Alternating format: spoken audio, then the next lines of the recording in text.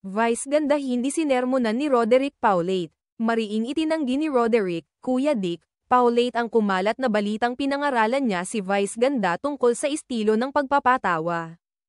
Nilinaw ng veteranong komedyante na walang basehan ang isyu at hindi man lang naging paksa si Vice sa presscon ng kanyang pelikulang Madrasta, ang Beking Ina.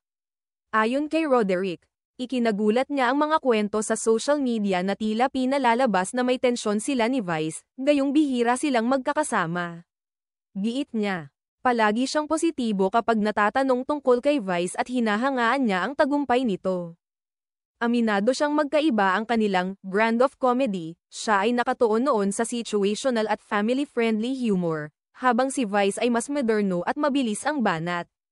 Pero para kay Kuya Dick, hindi dapat ikumpara ang kanilang estilo dahil bawat henerasyon ay may sariling bida.